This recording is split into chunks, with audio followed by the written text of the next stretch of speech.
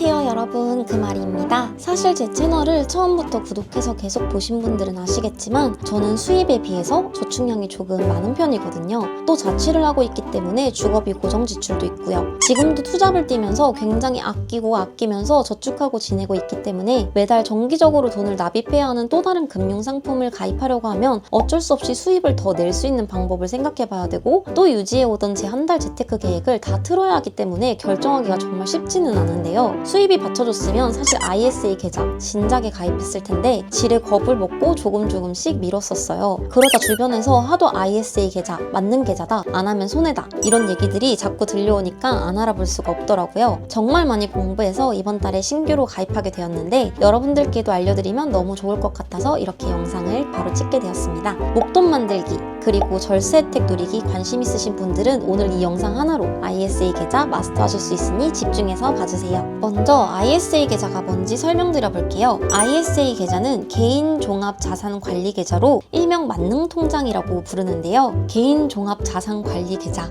이름도 정말 길고 어렵게 느껴지시죠? 이름은 크게 중요하지 않고 그냥 만능통장이라고 이해해 주셔도 됩니다. 그럼 왜 만능통장이라고 부르느냐? 이 계좌 하나만 만들어 주시면 계좌 하나로 예금은 물론 주식도 거래하실 수 있고 펀드도 거래하실 수 있고 다양한 금융상품에 투자하실 수 있게 됩니다. 보통은 우리 예금 들고 싶으면 금리 높은 예금 찾아서 예금 통장 만들고, 주식은 또 주식 거래를 위한 증권 계좌를 따로 만들고, 이런 식이잖아요. ISA 계좌는 이 계좌 하나로 다양한 금융상품 거래가 가능합니다. 내가 한 가지 맛씩 골라서 아이스크림을 콘이나 컵으로 먹다가 이제는 베스킨라빈스처럼 여러 가지 맛을 한 통에 담아서 한 번에 먹을 수 있는 상품이 나왔다고 보시면 돼요. ISA 계좌가 단지 이것만으로 만능통장이라고 불리는 건 아니고요. 절세라는 키워드에 ISA 계좌가 항상 따라오는데요. 그 이유는 바로 ISA 계좌를 통해 금융상품을 거래해서 발생한 이자에 대해서는 비과세 혜택을 주고 있기 때문이에요. 비과세를 모르시는 분들을 위해 설명드리자면, 모든 금융상품에서 나오는 이자에 대해서 나라에서는 15.4%의 세금을 가져가는데요. 예를 들어 내가 이자로 100만 원을 벌었다면 이걸 이자 소득으로 보고 이 중 15.4%인 15만 4천 원을 세금으로 내야 한다는 뜻이에요.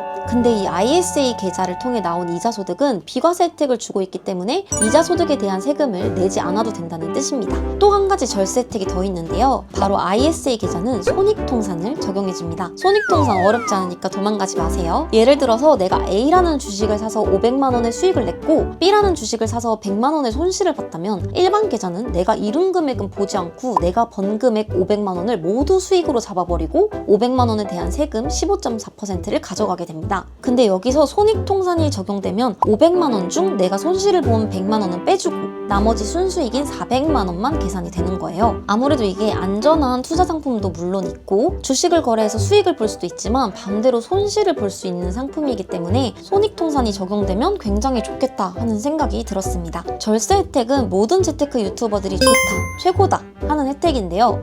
그럼 나 주식 계좌, 예금 다 없애고 무조건 ISA 계좌로 거래하면 세금 안 내도 되는 거네? 하실 수도 있지만 반은 맞고 반은 틀렸습니다. 혜택이 좋은 만큼 한도가 있기 때문에 반은 맞고 반은 틀렸다고 말씀드리는 건데요. ISA는 가입 유형이 크게 세 가지로 나뉘거든요. 일반형, 서민형, 농어민형으로 나뉘게 되는데요. 각각 유형마다 받으실 수 있는 비과세 한도의 차이가 있습니다. 연봉이 5천만 원 이상이시라면 일반형으로 가입해 주셔야 하고요. 그보다 낮으면 서민형으로 가입이 가능합니다. 표를 보면서 한번 설명드려 볼게요. 현행과 계정으로 나눠져 있는데요. 저는 계정안을 기준으로 말씀드려 볼게요. 먼저 서민형이나 농어민형으로 가입해 주시면 1,000만 원까지 비과세가 가능합니다. 일반형으로 가입하시는 분들은 기존 200만 원까지 가능했었는데요. 500만 원으로 2배 이상 비과세 한도가 늘어나게 됐어요. 이때 여기서 500만 원은 내가 낸 돈이 아니라 내가 투자한 돈으로 나온 이자 500만 원이에요. 어마어마하죠? 얼마나 어마어마한 건지 예를 들어 또 설명해야 확 와닿잖아요. 만약 일반형을 기준으로 내가 받게 되는 이자가 600만 원이라고 가정한다면 500만 원까지는 비과세 혜택을 적용받아 이자를 내지 않으셔도 되고 나머지 100만 원은 분리과세가 적용됩니다.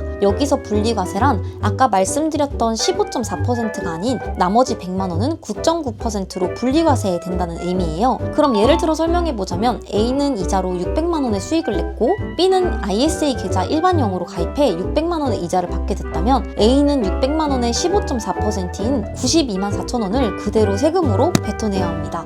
반면 B는 500만 원까지는 비과세가 적용되고 나머지 100만 원의 9.9%인 9만 9천 원만 세금으로 3.3% 내면 되니까 둘의 차이가 진짜 어마어마하죠. 또 이 9.9% 분리과세 혜택은 한도가 없기 때문에 15.4%보다는 진짜 무조건 이득입니다. 정말 나라에서 돈을 모으라고 작정하고 만든 상품이라는 생각이 들었어요. 납입 한도도 기존에는 최대 1억 원, 연간 2천만 원까지 납입이 가능했었는데요. 내년부터는 이 점도 개정돼서 최대 2억 원, 연간 4천만 원까지 납입이 가능해지게 되었습니다. 만약에 내가 이번 연도에 3천만 원밖에 돈이 없어서 3천만 원만 납입하셨다면 나머지 1천만 원은 다음 연도인 2025년도에 2월이 가능합니다.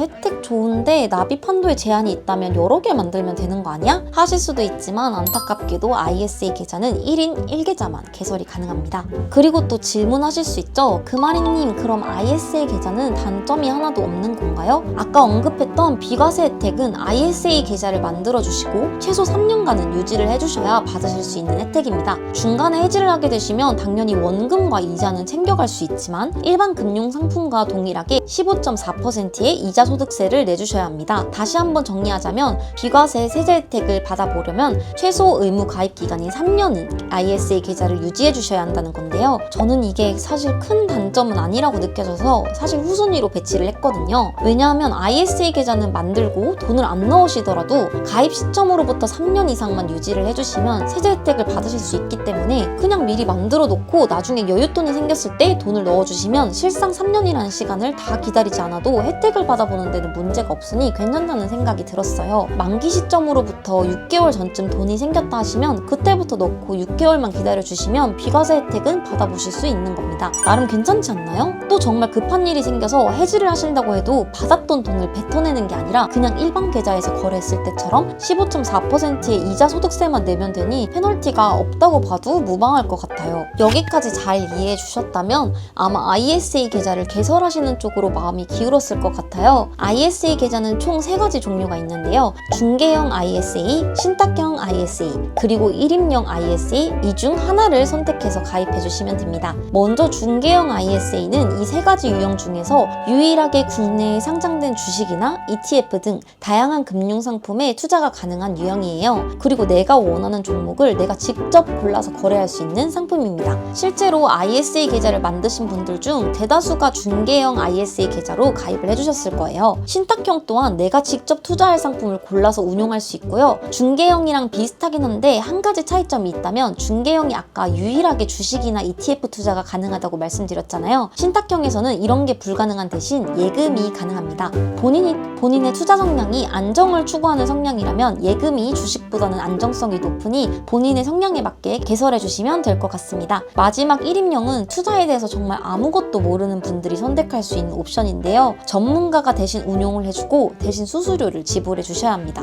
그렇기 때문에 사실 많은 분들이 선택하지 않는 옵션이기도 해요. 중개형은 증권사에서 가입해 주시면 되고 신탁형과 1인용은 은행에서 가입해 주시면 됩니다. 중도 인출 관련해서도 궁금하실 것 같아서 짧게 설명드리겠습니다. 중도 인출이 가능하냐? 네, 가능합니다. 대신 내가 넣은 원금만 중도 인출이 가능해요. 내가 넣은 원금에 대한 수익금은 인출이 불가능합니다. 3년이라는 기간을 유지만 해주시면 되기 때문에 중도 인출이 가능한 것도 정말 큰 장점 중에 하나라고 생각이 들었습니다. 저도 막상 주위에서 좋다 할 때까지는 그냥 좋은가 보다, 여유되면 해야지 하고 넘겼었는데 제가 이렇게 공부하고 보니까 ISA 계좌가 주식 투자를 하고 있는 저에게는 선택이 아닌 필수같이 느껴지더라고요. 정부에서 밀어주고 있는 거기 때문에 혜택은 당연히 제일 좋을 수밖에 없고 3년이라는 시간 동안 차곡차곡 잘 모으고 투자하면 목돈도 마련할 수 있는 제도니 진짜 무리해서라도 가입을 해야겠다 결심했습니다. 또 요즘은 은행이나 증권사에 직접 가지 않아도 모바일 어플로 바로 개설할 수 있으니까 너무 편리한 것 같더라고요. 저는 미래에셋증권 중개형 ISA 계좌로 개설을 했고요. 각 증권사마다 고객을 유치하기 위해서 다양한 이벤트를 하고 있거든요. 투자 지원금을 주는 곳도 있고 수수료 혜택을 주는 곳도 있는데 오늘 영상 시청하고 계신 분들은 편하게 한눈에 보실 수 있도록 제가 국내 대형 증권사 이벤트 내용을 따로 정리해 놓았거든요. 정리한 내용을 아래 고정 댓글에 공유해 놓도록 하겠습니다.